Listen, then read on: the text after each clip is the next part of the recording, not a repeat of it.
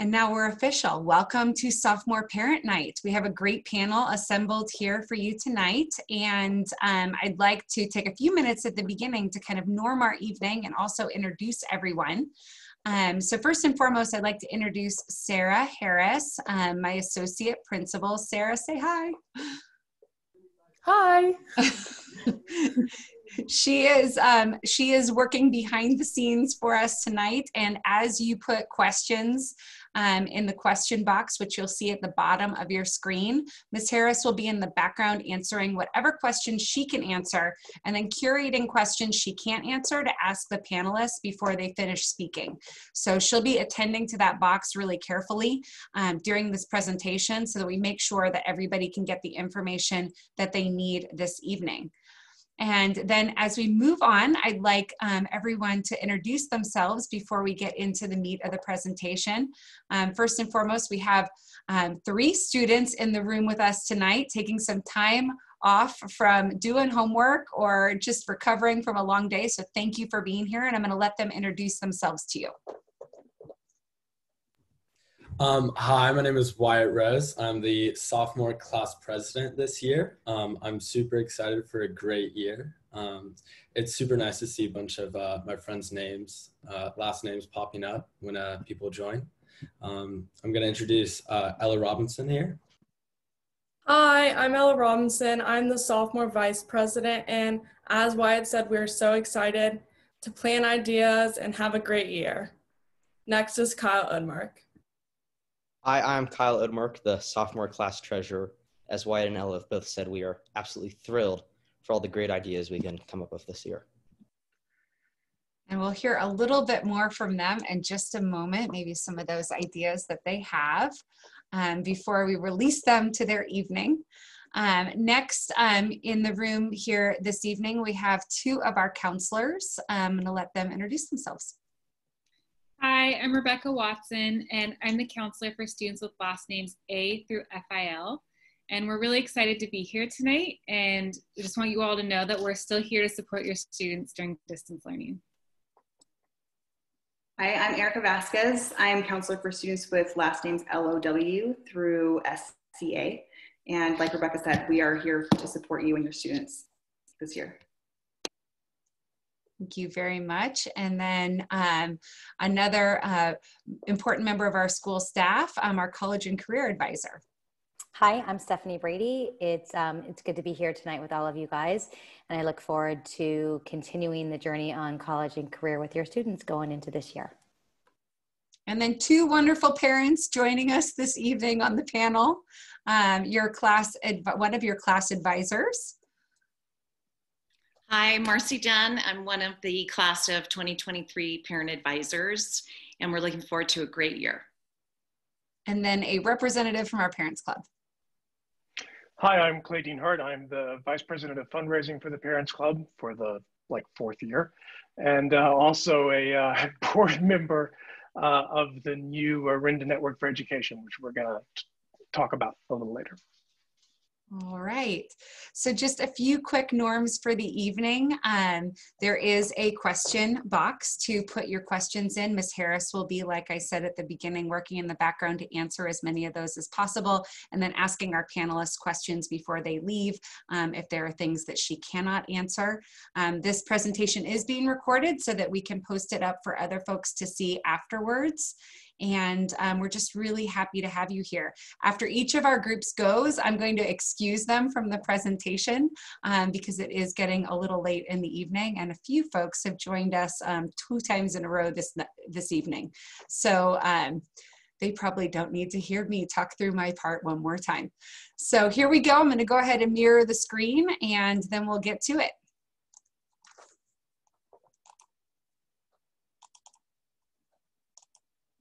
Okay, so you met our class officers just a moment ago, but class officers, is there anything else that you wanted to add before you're done tonight about ideas that you have or plans coming up? Yeah, so we came prepared tonight. So in the past week, we've been, or 2 weeks, we've been coming up with lots of ideas, everything that we want to put into action, events, you know, everything going on. And so we all wanted to share one of our ideas that we thought has the most potential. These are it's been very hard to plan ideas with Corona. But we have done our best job to create some socially safe distance fundraising ideas that we could put on for my fellow classmates. So I'm going to go ahead and then share one of them, and then I'm going to pass it off to Ella and Kyle for another idea. So first idea that we really want to plan and put into action is gift baskets.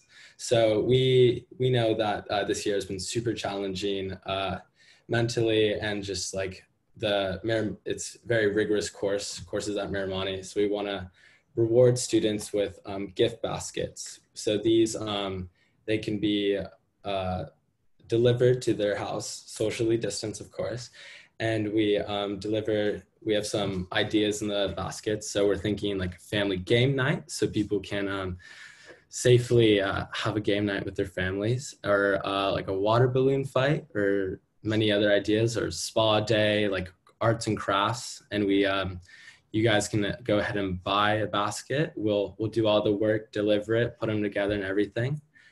So we're super excited about this idea. And Ella Robinson can take it away with the next idea. Yeah, hi. As I introduced earlier, I'm Ella. I'm the vice president, and another idea we have is to get disposable cameras, because lately they've been really popular, and we thought that'd be a fun way to have memories of our class and this year and how different it was. So we'd get a few disposable cameras and we'd send them to people, and at the end of the year, or when we're ever done with disposable cameras, we'd have all these photos and memories to keep for next year and years going. Thank you. So our third main idea was, we were thinking we could potentially rent out a drive-in movie theater and then have people purchase tickets and come to the drive-in movie. We thought that was a great way to help bring people together and follow all necessary social distancing protocols. All right, this group came prepared with a lot of great ideas. I know that leadership is already working really hard, and some of these ideas are definitely making me feel more engaged and connected. So I know your classmates are going to feel the same. So thank you to our class officers for their hard work, and we're looking forward to hearing more from you.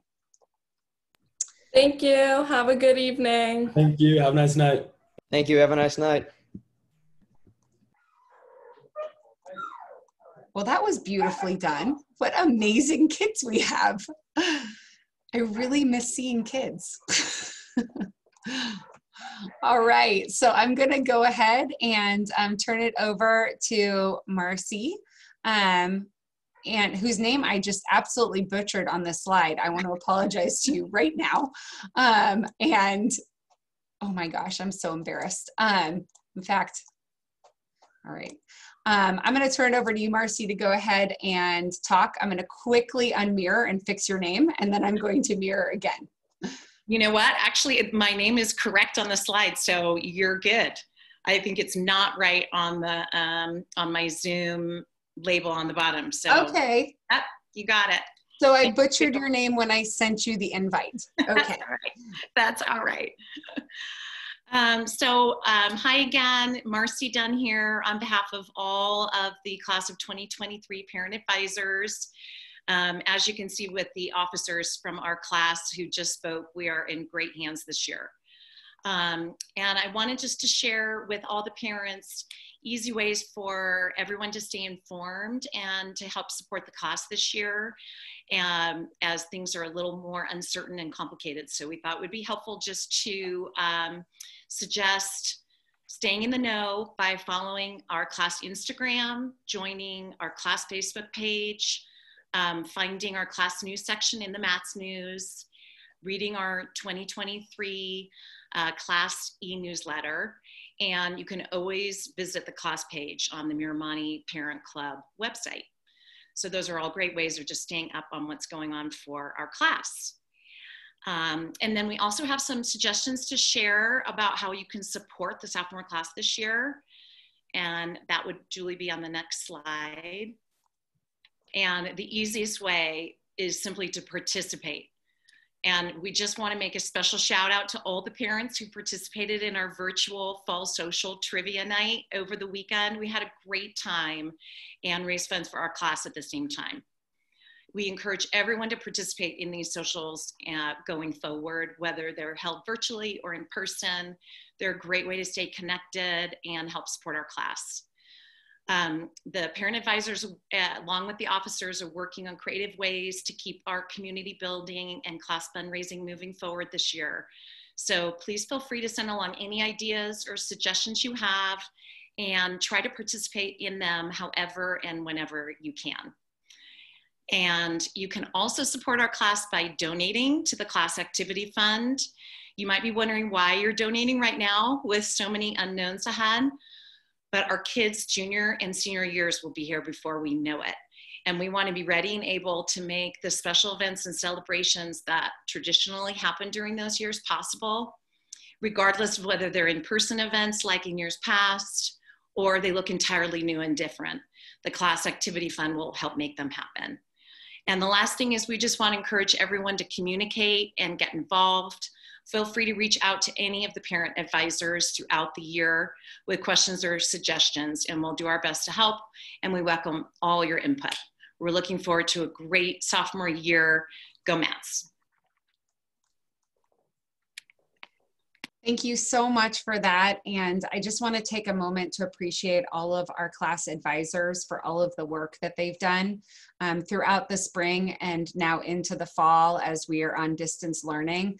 Their work has been invaluable in keeping our classes connected, our parents informed, and just being tremendous resources of information and support for all of us. And so I just want to really appreciate, Marcy, the work that you and the other class advisors have done to really support your class and to keep everybody so connected during this time. I personally don't know what I would have done without the class advisors in the spring.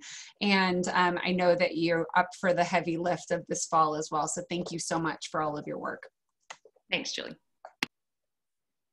And Marcy, if you want to sign off, you are welcome to do so, but you are also welcome to stay on the panel.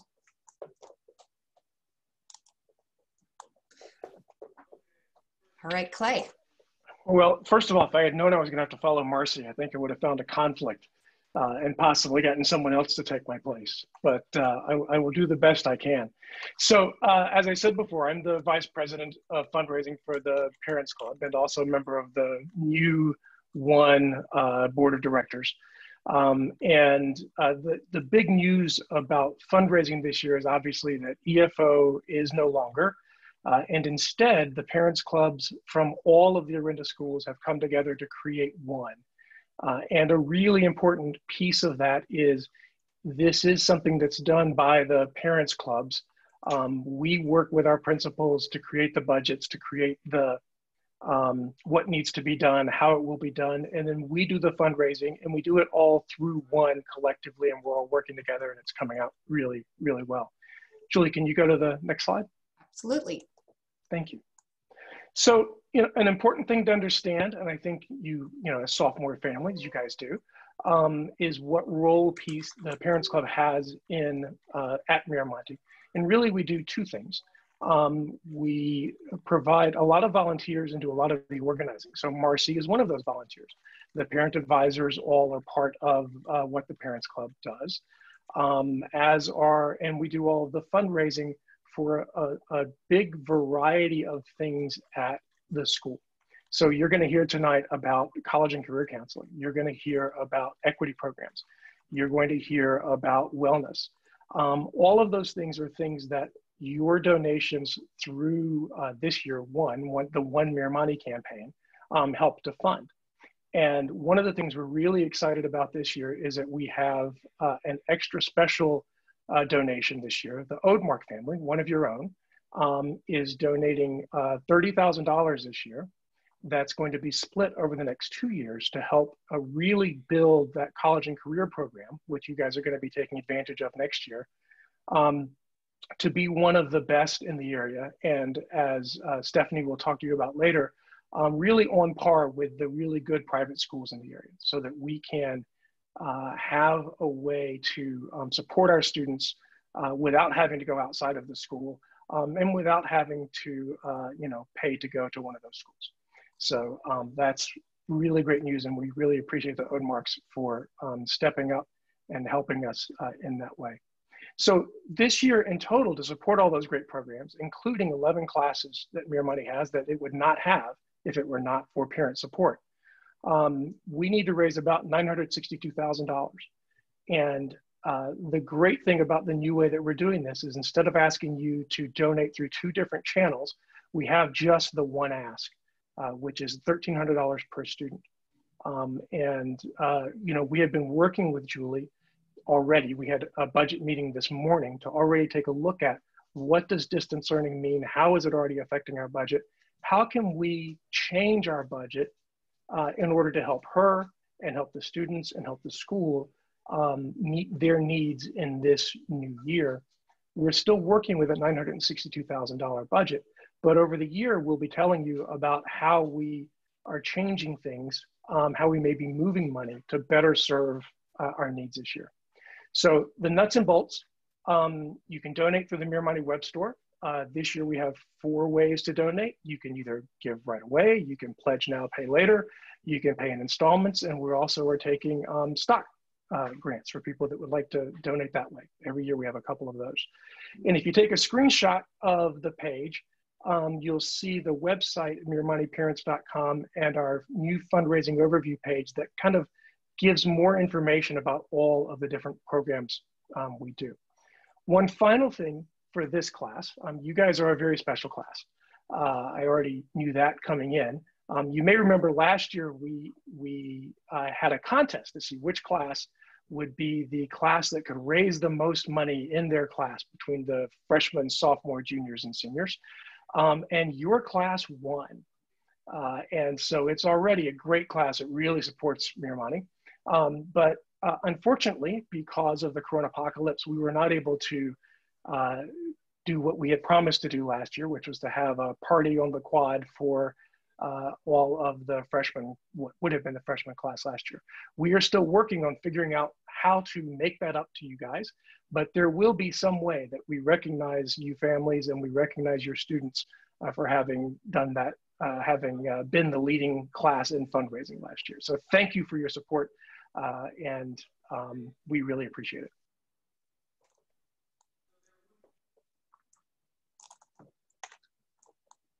Okay, and I'm just putting that link also in the chat for you so that you'll have that at your fingertips. Thank you, Clay, for presenting on Parents Club and One, and he absolutely touched on it, but I just want to reemphasize how important it's been for us to have this robust and really responsive and dexterous local funding program in our school. It's really allowed us to be able to shift with the needs as things have shifted all around us. And this year, some of the new priorities which Clay has addressed are things like safety and making sure that we're able to update some infrastructure to allow things like outdoor classroom spaces so that we can bring students back more quickly onto campus. To also put more money into things like technology, as we're finding that we need to have more robust machines for our students and the ability for more students to take those machines home with them. We've needed to pivot some of that money, and because we are locally funded at this level, we're able to make those shifts to best meet the needs of our community. And I'm really looking forward for Stephanie Brady to share more with you a little later in this presentation about our plans for that wonderful grant from the Odemark family, because we really have some great goals in mind and high aspirations for how we're really going to transform and continue to improve this already great center that we have on campus, but to make it even better for our kids. And Clay, you have been on the panel for a long time tonight, so if you would like to move on to the rest of your night, you are welcome to do so.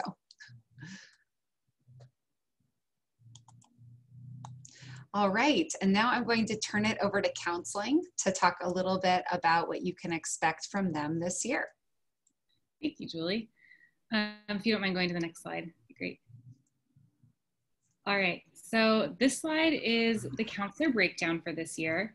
You can also find this breakdown along with our email addresses on the school website.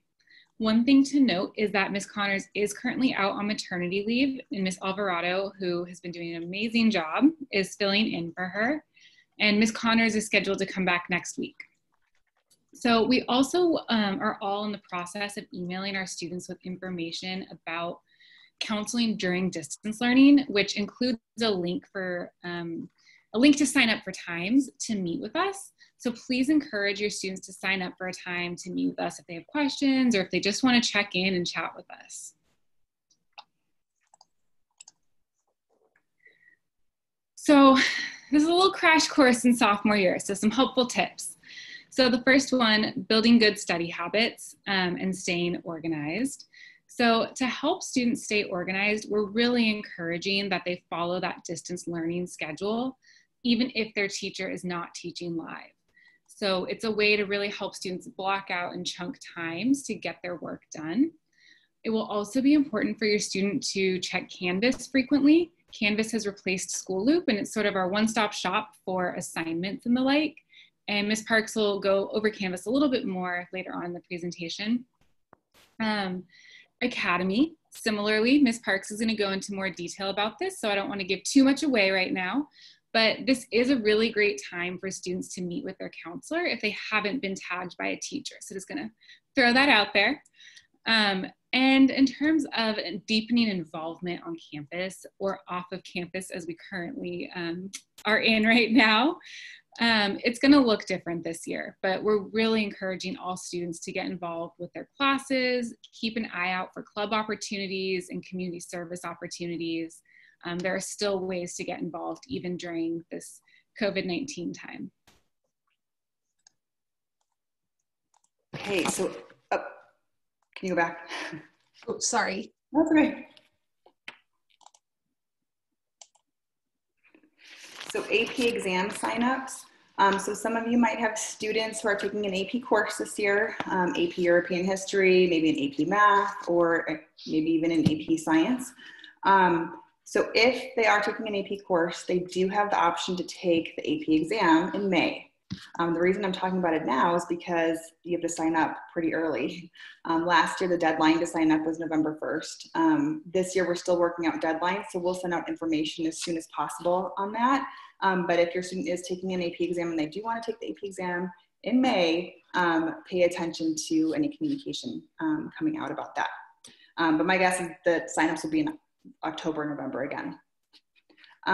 Individual counseling meetings. So every year we hold individual meetings with all of our students for grade level meetings. So our sophomores, we're going to be checking in April and May. And towards the end of the year, but like Rebecca said, we all sent out emails to our students with a link on how to set up appointments with us in the meantime before that. If they ever need to check in, if they have a concern, if they have a question, please don't hesitate to remind your student that we are still available. If our time slots don't fit with what their schedule is, or if they're all filled up, please have them email us, because we can meet during lunchtime or during the periods in between their classes.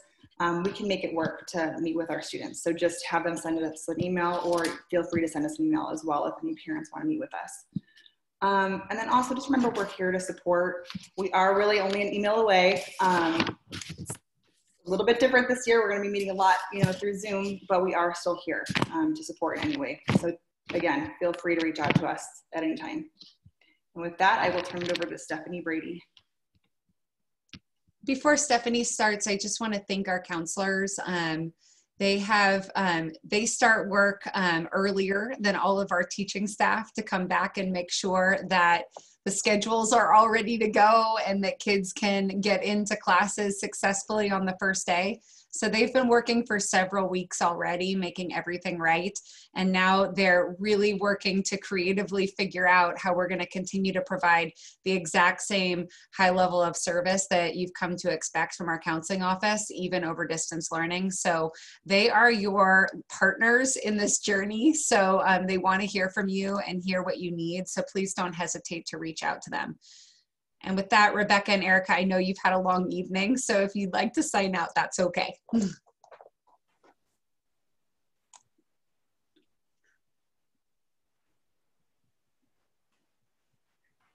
Okay. And now, Ms. Brady. Hi, everybody. It's nice to have you tonight on this webinar that we're doing.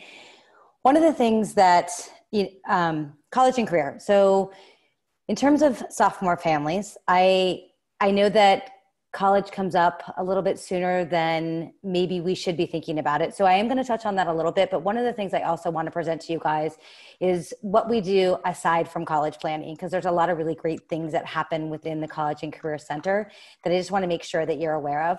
But before I go any further, I really do want to put a huge thank you out to the Odemark family for their contribution to college and career. I feel honored that they trust us to build a program, that they're willing to help us get to where we want to be. And also a special thank you to all your families, all the families out there who donate to Wanarinda, because that also helps to fund some other events that happen in college and career. So thank you. It definitely is. It takes a village to make this circuit work. And so I'm very appreciative for everybody in this village.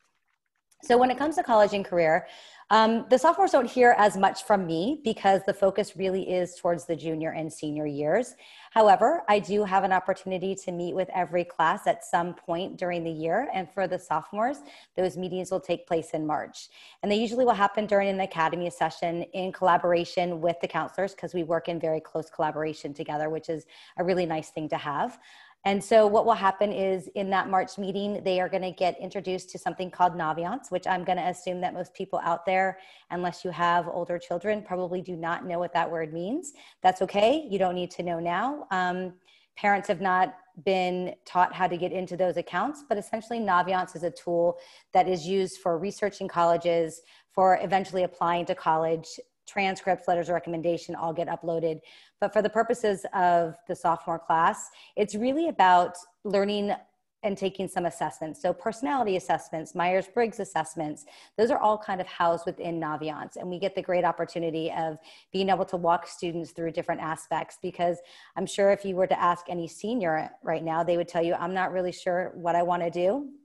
So sophomores, even further removed from what they want to do, what interests them. So those are ways that we are looking to build out college and career in a big way to really benefit the students, because that's important to not just know about yourself, but to also understand what you might want to do in college, or what you might want to do after you graduate from Miram if it's not college.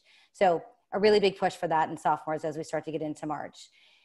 Exploring colleges, it's really early. I know a lot of families, if we were in a normal world, maybe taking students on tours in the spring. I don't know what the college campuses are going to look like in the spring, but it's still very early to do that. There's so much that changes in junior and senior year. But if you happen to be on a trip, should we get to travel again anytime soon, and you're near college, it's not a bad idea to just take a look at that college and get a sense of, you know, what does it feel like? Is it a big school? Is it a small school? Those like bigger questions that students try and answer for themselves. So I encourage them to do that if the opportunity arises, but definitely no pressure to do that any other time until we start to get into your junior year. The summer opportunities are a big thing that we start to look at for sophomore. So what are you going to do between your sophomore and junior year? And I understand that we're just beginning sophomore year now, but some of the programs that are out there do have applications and application deadlines that can start as early as the November, December timeframe, depending on what you want to do.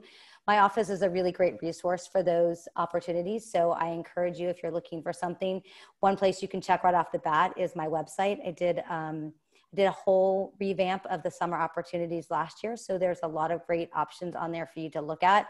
And certainly there's more that we can talk through as well. So have your students reach out to me if they're interested in those summer opportunities. Community service. So we run the entire community service program as well, which I am very thankful. This is actually something that Parents Club has donated. So again, thank you to all the parents who have donated. We were able to bring an online tracking system to the forefront last year, which was phenomenal in making it easy for students to track their volunteer hours, to get them approved. It became a completely paperless system.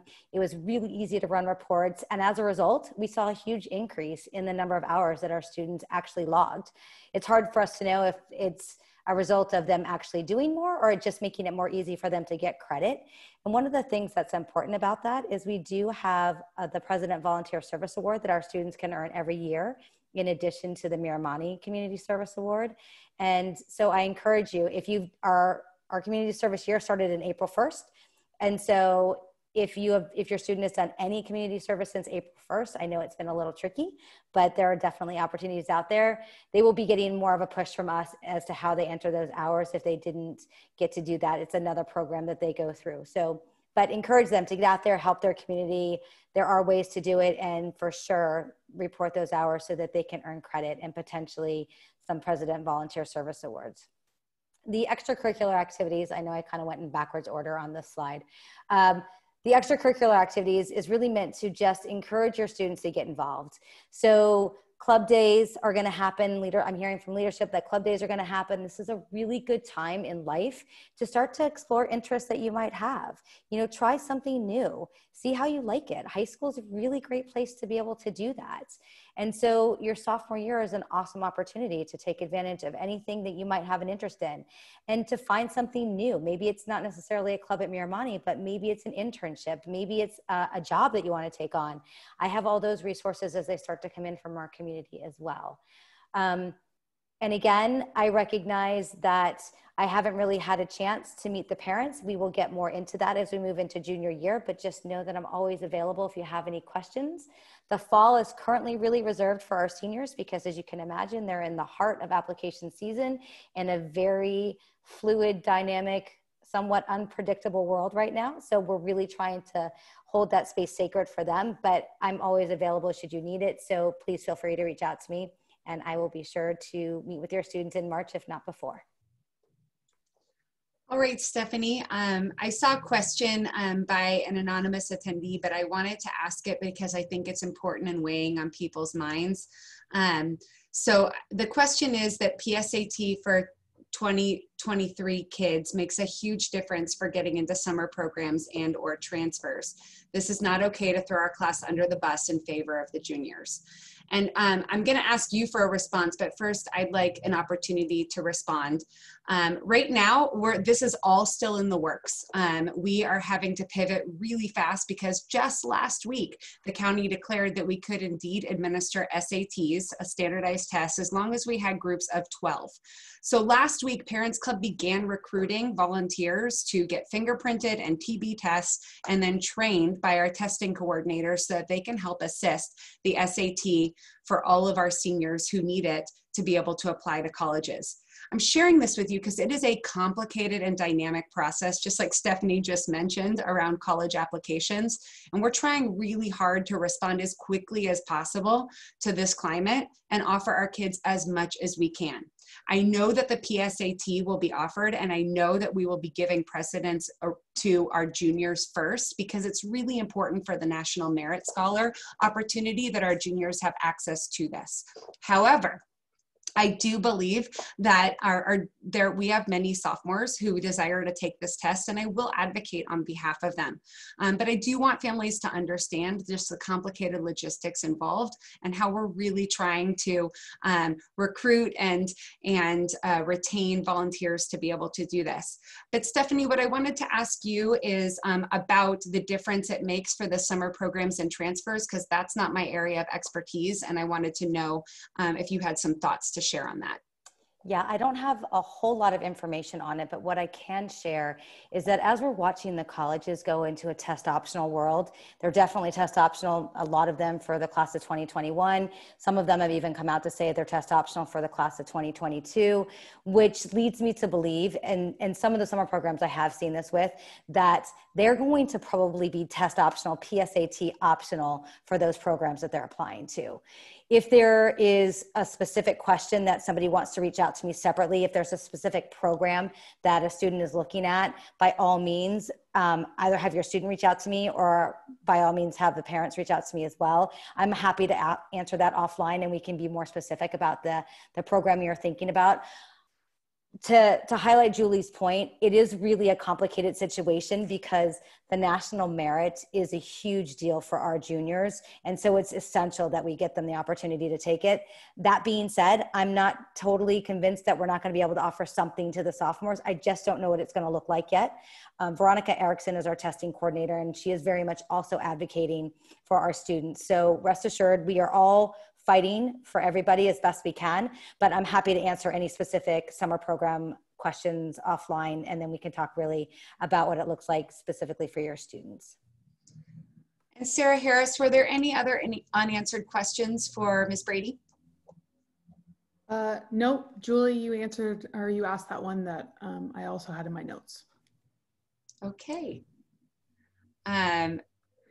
Thank you, Ms. Brady, for that presentation. She is an invaluable resource for you alongside of our counseling staff. And so please read her newsletters when she sends them out. There is great information in there.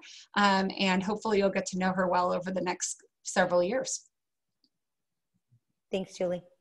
And Stephanie, if you'd like to sign out for the evening, please feel free. Thank you.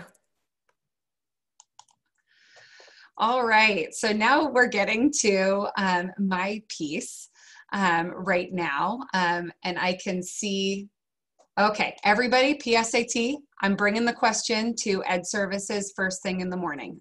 So I see there's another question. I hear you loud and clear. This is an area of concern for sophomore parents. I will absolutely advocate for you. The challenge is that we're a large school and a large school district, and we need a lot of volunteers to make it happen. But I think what I'm hearing from all of you is that you're willing to step up and be those volunteers. And so that is really important information and being able to advocate to offer PSAT for sophomores. So I will do my best to advocate on behalf of our kids and really hoping to be able to make this happen for them. Okay, so it feels like we already welcomed you to sophomore year, but these are just a few pieces of advice that I usually give sophomores. And as I was looking through this presentation and updating it for this evening, I realized that a lot of these things, these three things really apply right now just as much as they did when we were in physical school before we went on shelter in place in the spring. And so our advice for sophomores, engage fully. And that looks a little bit different now, but there are going to be a lot of opportunities for sophomores to engage as we start to roll out clubs. There'll be a club day offered by our leadership class as we hope to open athletics mid-year, and then as we hopefully get back to school full time. But to whatever degree your sophomore can get engaged, that's what we want from them this year. We want them to be really engaged with their school, expand their horizons a bit, maybe try something new, and just get the full experience that they can here at Miram. I know that experience doesn't look like they expected it to look, but we're still hoping to offer a lot of really great opportunities for our kids and to keep them engaged and connected. We want them to connect with staff and other students. And I think that this really dovetails with the first point. And so what you'll start to see are club offerings, other co-curriculars will start to be gathering. We'll be making time within the day for different types of connectedness activities like lunchrooms on Zoom and other things to get kids together so that they can meet each other and get to know each other outside of their classroom spaces. As we can start bringing people back safely for smaller events, we will do so. I'm seeing a question about clubs being in person, and that is precisely the type of work that we're looking at right now. How can we start to bring back small cohorts of students? The guidelines for our county are complicated because the guidelines officially say that students can only participate in one small cohort of 12 at a time. And so what that means is that if students are already engaged in athletic or other type of program outside of school right now, which many of our kids are participating in different camps to keep them engaged and well, that is the only one they're allowed to be involved in. So what we're trying to figure out right now is what does that look like as we start to bring back small groups to school, and to what degree can we really maximize that on-campus presence. So that is a deep conversation happening in our district, and definitely a goal that we all share, getting our kids back together safely so that they can be engaged with each other. But there are still great opportunities to connect with staff. And one of those is for students to go to those academy sessions and office hours to get to know the staff when they're in a little bit of a smaller setting, to ask those questions and to make those connections with our great Miram personnel. And the last piece here is to make time for wellness. It's so important, we know right now, as we navigate this crazy and changing world, that we're really taking time to take care of ourselves as we enter into fire season months earlier than we have before, and we're dealing with smoke in our air and coronavirus on top of that. It is stressful out there. And so just really monitoring wellness and making time for that is going to be really critical for all of our students more than ever right now. So to address that, I want to talk about some of the resources that you have. And you heard from some of our great people in charge of those resources earlier, but I just want to reemphasize a few things. So at the top of this list is indeed the Wellness Center, which is still running and still has great interns and our wellness coordinator and our intake specialist available to support. They are taking appointments and they are setting up groups. You can access the Wellness Center from our website. You'll see a link to their page. And on that link, it also includes how to make a referral. If you're concerned about your child and their health, make a referral and we will check in and make sure that things are going okay and get your student what he or she needs to be able to be well at school. Technology is a close second in terms of priorities right now. And goodness, over the last few weeks, we have had our share of technological challenges. I sent an email last week sort of outlining the fact that we're going to have a lot of technological challenges and not every technological challenge is going to have the same solution. So already this week, we've been dealing with Zoom outages and Zoom authentications, which have challenged getting into classrooms.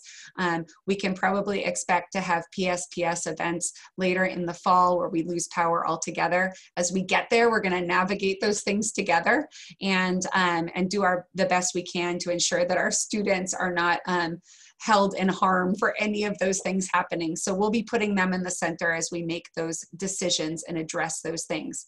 But for more simple solutions, we have a district and site tech on campus. Brennan Kearney is available to assist with issues that you might have with technology, and he can be emailed at bkearney@auhsdschools.org. His information is also available on our website. Our APs are also great resources. Sarah Harris and our new AP, Bruce Duran, can help, especially with those instructional technology needs, things like navigating Canvas, which is a big lift for us this year. They are great resources for helping to solve and troubleshoot in those areas. So you are not alone. Reach out if you are having trouble and we will help you. You heard a lot from College and Career already, so I won't stick on this one long, but those meetings are coming up and we're really going to be focusing on expanding services this year, so more information to come on that. Academy, I'm going to get into a little bit more detail on, but it's still available for student support. And this is a really important part of how we do business at Miramani and one that we've been interested in preserving even on distance learning. And then lastly, the counselors who you heard from, you can make an appointment at any time to check in. They sent information to the students just today about how to do that. And I'm already seeing appointments pop up on their calendars with students who are signing up for those already. So do not hesitate to reach out to them. So now I want to talk about a few FAQs that I know have come up. And on this first slide here, just a little bit on definitions. You're hearing some words thrown out a lot, and I just wanted to make sure that we were all on the same page with what these mean. Synchronous learning is work that students do together, and we are using the Zoom room as the place to do our synchronous work as classes. This is when classes meet and they are all together in the same space, and the teacher is facilitating some direct instruction and also really engaging the students in activities where they can interact with each other and work on the material. So just so you know, in terms of what to expect, our schedule is set up in a way where over the 2 days of classes that students have with each of their teachers, that they should see a minimum of 70 minutes in the Zoom classroom. Some people have asked, why 70? Why not the entire time? Well, different classes work differently in terms of what is the best use of instructional time. For example, in an art class, it might not be the best use of instructional time for students to sit together synchronously in a Zoom for 2 full periods. Students may better use that time using it as studio time, where they're working on work independently. So the flexibility is built in so that teachers can choose the type of pedagogy that really works best for their content. But as parents, I want you to know what to expect. You should expect your student to check in each one of their synchronous classes, Tuesday, Wednesday, Thursday, and Friday, but they may not be in each of those classes for the full amount of that time. So that just gives you a little bit more information on what you're going to be seeing happening with your child throughout the week. Asynchronous refers to work that students do independently, and we're using our Canvas portals to post that work. This is what Mondays are devoted to. What you can expect on Monday is that each teacher will post 40 minutes of work for students to do asynchronously on their own. Now, this should look a little different than homework because it should look like some guided instruction through the modules where students are able to access the curriculum effectively without direct instruction from the teacher and make progress towards meeting those standards. That work is required, and it's also part of our instructional minutes, and so students will be expected to work on that on Monday. Monday, all they do in terms of check-in is just check in the morning with their cohort, and they have the rest of the day to figure out how they want to arrange their time to get their asynchronous work done. They don't have to follow that exact schedule that we've put out, but that is just a guide for you if you're trying to help your student be organized. But we know that some students are going to work in a little bit of a different way to be able to get those things done, and that's just okay. The last thing is homework, and you can still expect to see some homework being offered by teachers. That's that additional reinforcement of learning that they will do after their school day. Our district policy mandates that we have no more than 2 hours per class per week. AP classes can expect to see a little bit more than that. I think our teachers are being really thoughtful about homework. That is the direction that we're giving them in terms of the load, because we know how intense it is to learn online all day. But you will likely see students doing some extra problems after the end of their school day to practice things that they learned in a math class or a science class. And they will also probably be doing some reading to be able to get that basic foundation before going into class and reinforcing that material.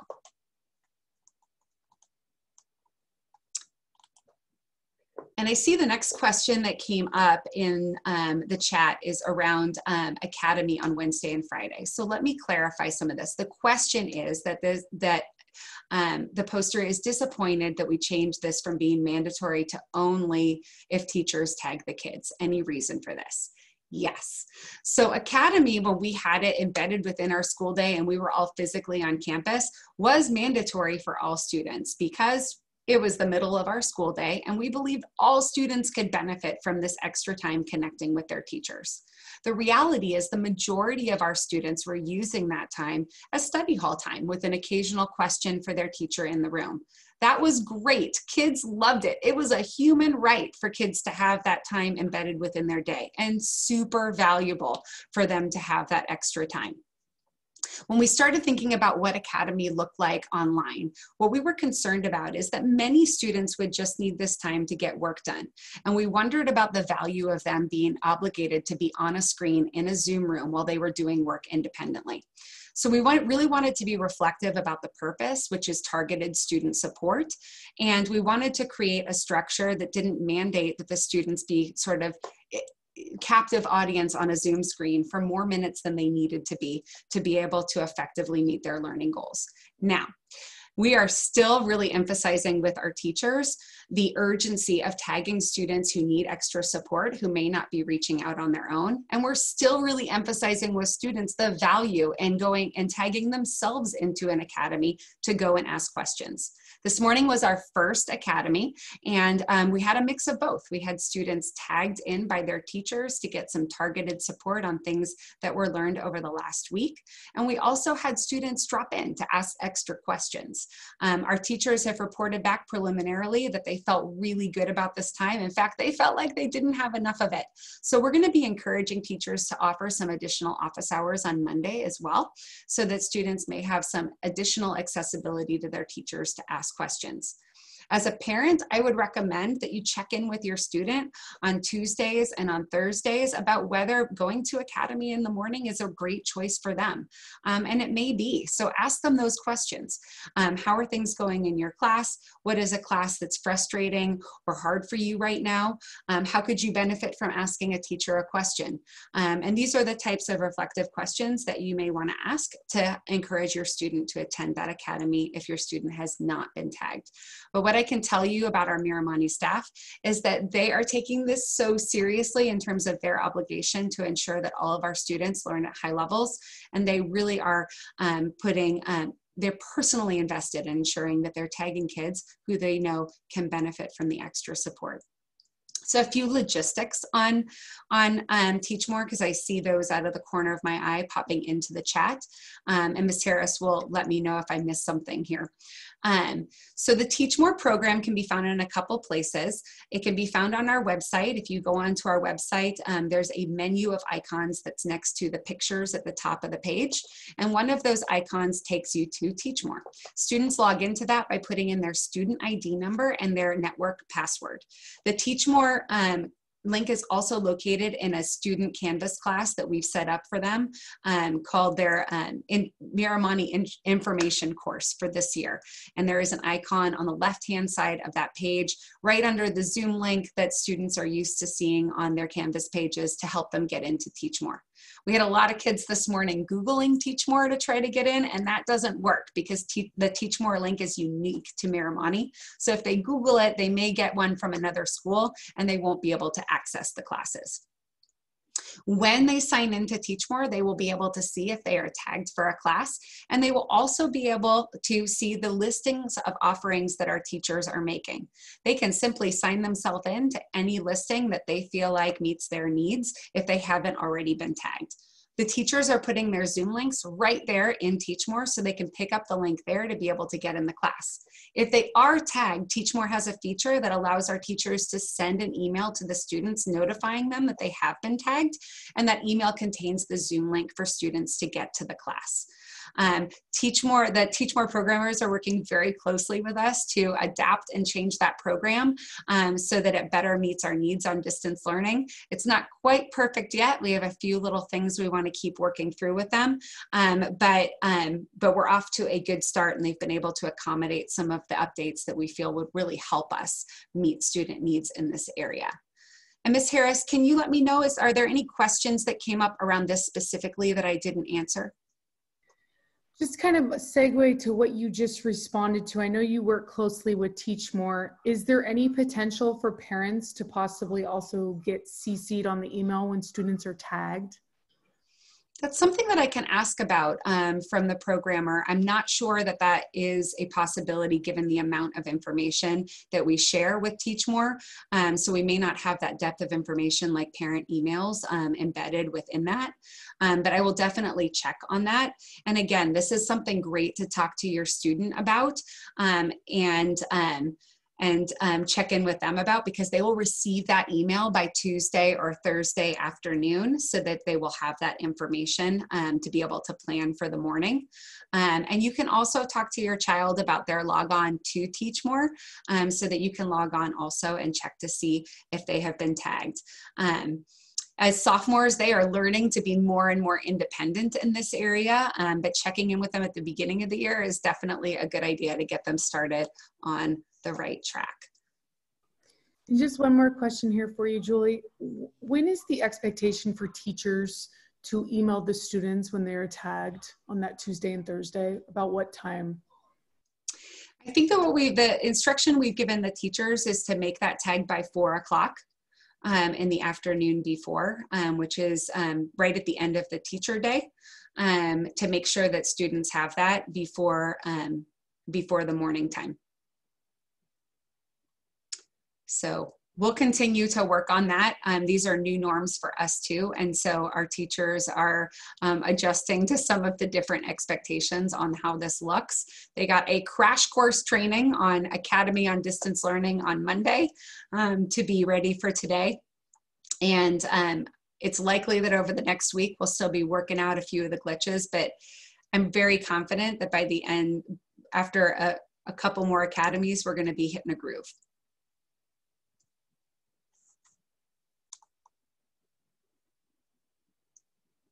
Tagging your own children into Academy. I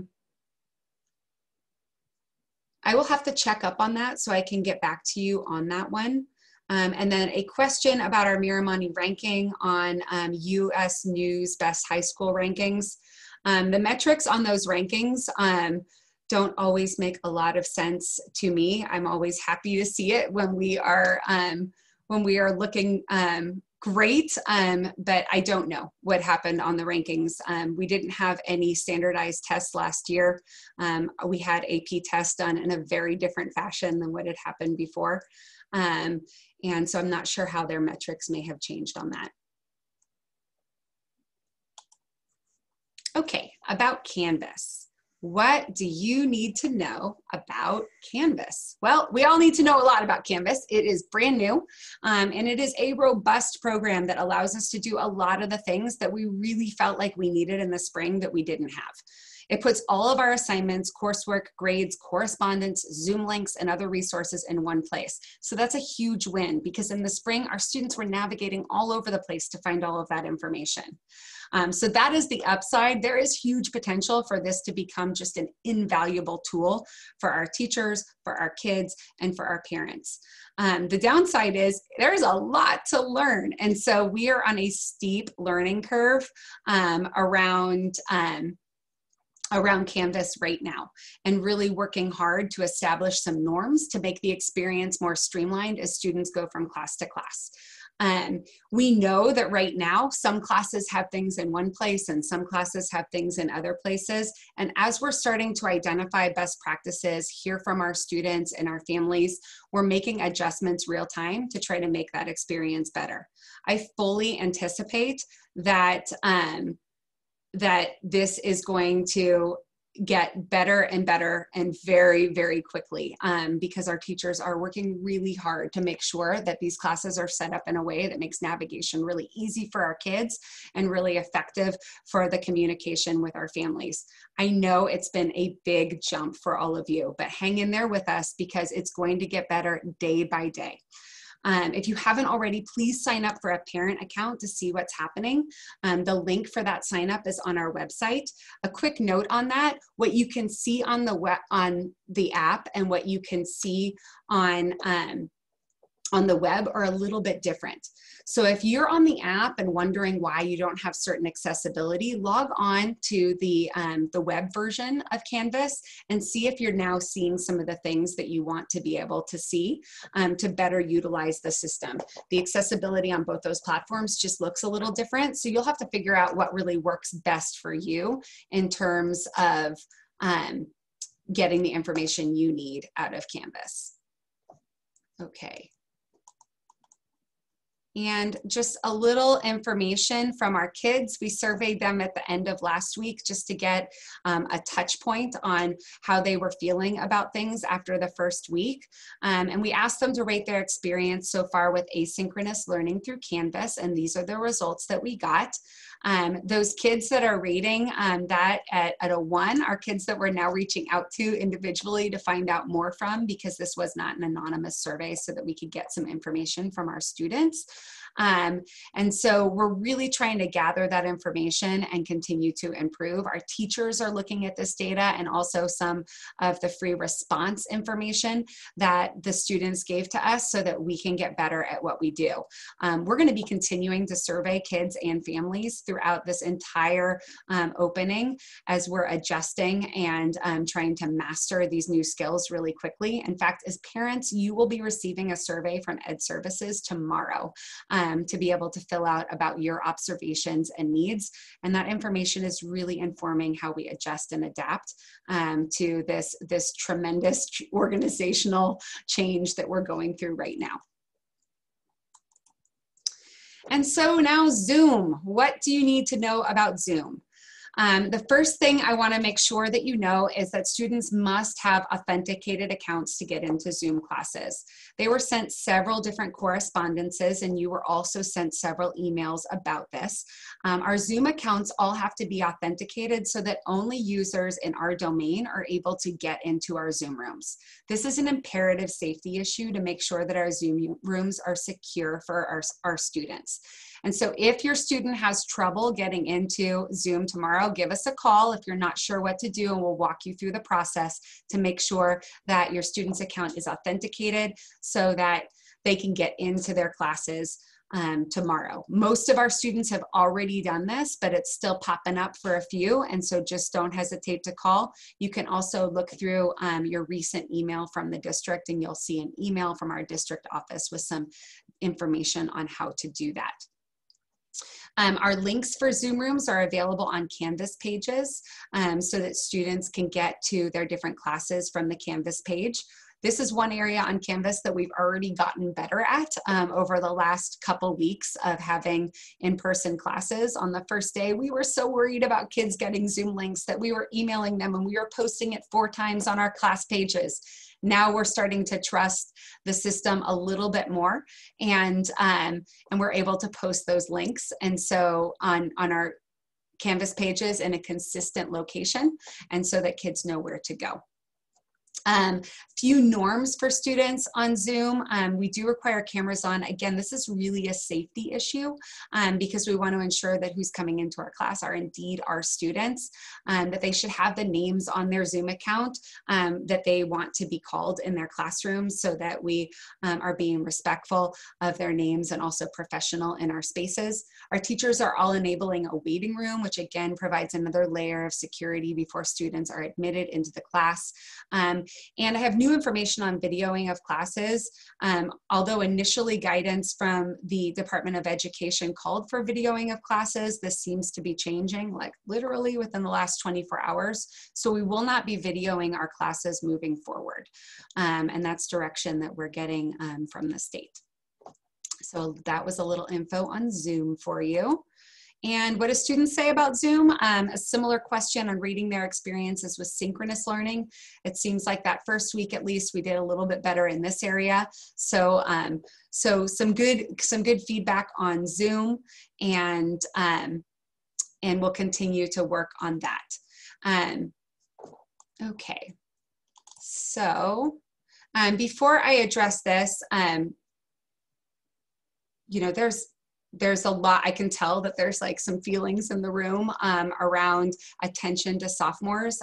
There was another post about sophomores being forgotten. We have not forgotten you.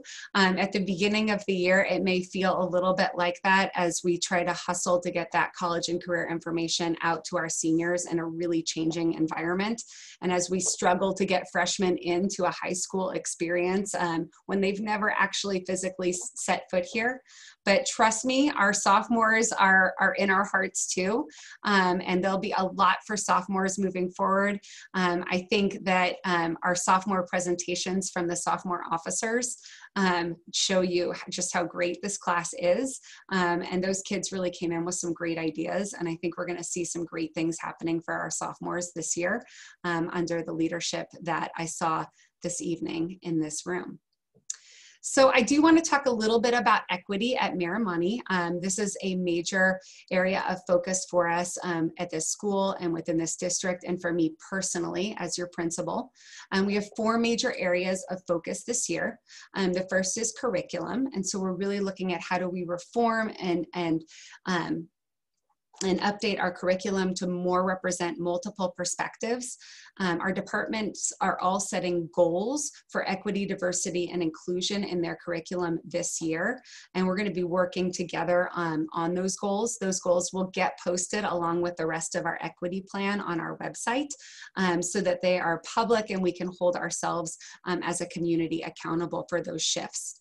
In terms of culture, another area of focus, you may have already seen the school-wide breakout sessions that have been specifically offered to address race and equity. We have a series of those lessons that we will be offering over the course of the next couple weeks. And then after that, we have a specific leadership class with a focus on equity. They'll be working on continuing the courageous conversation on race throughout the year. So very much looking forward to our students in that class and their efficacy in having this important conversation. In terms of structures and policies, there's a lot of work district-wide that we need to do to address systems that are inequitable within our district. One way that we're addressing this is by instituting a new bias reporting system so that we can keep better track of incidents of bias that are happening at our school, so that we can handle those systematically as school staff, and so that we can share that data with our community very transparently so that we can all engage in this conversation together. And lastly, community, we have a parent equity, diversity, and inclusion group. And they had a wonderful book group last night on how to be an anti-racist. And they will be continuing to offer events throughout the year. So look for those in the Matador News as the year continues. It's sure to be a really, really interesting year of personal development and community development. Looking forward to that. Okay. Other topics of interest, just to go over here, athletic PE, and incidentally, I just saw that question pop up in the chat. So athletic PE is going to be offered this year. I just had a meeting with district administration before coming into these webinars this evening, and we were talking about logistics of athletic PE for our students. So you can expect to see that roll out shortly. We are going to still offer that opportunity for students, even though we may not have athletics until December 14th. So athletics, if all things go well, are to open on December 14th, and we're hoping that that can happen. I sit on the North Coast section executive committee, so I'm usually get the news on what's going to happen first, and as soon as I get that news, I will be sending it out to all of you. So I'm keeping my fingers crossed that we'll have sports effective December 14th. In the interim, we have wonderful camps being offered by our coaches, and this is really, I know, but an invaluable outlet for a lot of our students. And so please reach out to our athletic director, James Lathrop, if you're interested in pursuing a camp or being connected with a coach who's running a camp, if that sounds like a good fit for you. Devices and textbook checkout are actively happening and have been over the last couple weeks as we make sure that our kids are getting all of their instructional materials. We're running that through the cafeteria where we have enough space that we can let students in staggered groups and keep them appropriately distanced.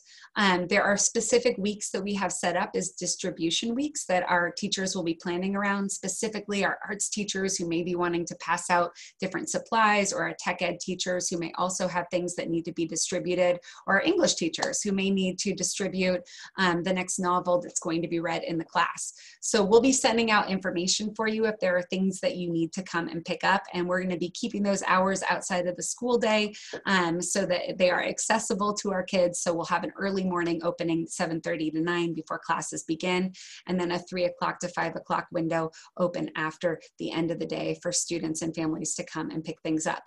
If you ever need a device or any sort of technology, do not wait for those distribution weeks. Please reach out to us directly, and we'll make sure that we get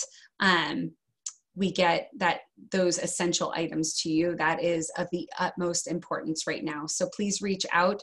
Your associate principals are just your main contact for all of those things, and they can usually make it happen instantaneously for you so that you can come and pick it up and have what you need immediately. And Ms. Harris, that's all I have. Are there any other questions that came up? Yes, just really quick, Julie, in regards to our sophomores last year who did not complete the PE fitness test, was there anything decided and discussed about that? That's a great question. And it was an interesting conversation today about that. So we realized that our students didn't have access to that last year, and that may be causing some questions about eligibility for athletic PE or what that means. So we're looking into what we have to do to be compliant with state guidelines. and what ways that we can substitute that. Right now, don't worry about that. In this immediate moment, I promise to get you an answer within the next week because that is actually a main topic right now as we move forward. So hoping to get that athletic PE information out to you very, very soon, including an answer about that fitness test, which is a great question. Thanks for asking. Oh, and then I saw peer tutors being identified. Yes, we have a teacher on special assignment working on intervention, Matt Davis, also our Latin teacher and coach. And he coordinates our peer tutors. And so right now we are reaching out to teachers to gather names of students who might be great fits for this role. And then Mr. Davis will be working on training those peer tutors, and then we will be deploying the troops into our academies to assist with supporting our students as our teachers offer intervention. We actually think that in this digital environment, it's just a great opportunity to have an extra couple people in the room to help support and provide to provide help. So that's one of those things that under our weird circumstances, we feel like we can make work really well. All right. Okay, well, I ran a little bit over. My apologies for that, but that is what I have for you this evening. Please reach out to us if you have any questions, and I just really appreciate your time this evening. And with that, thank you, and go Mats.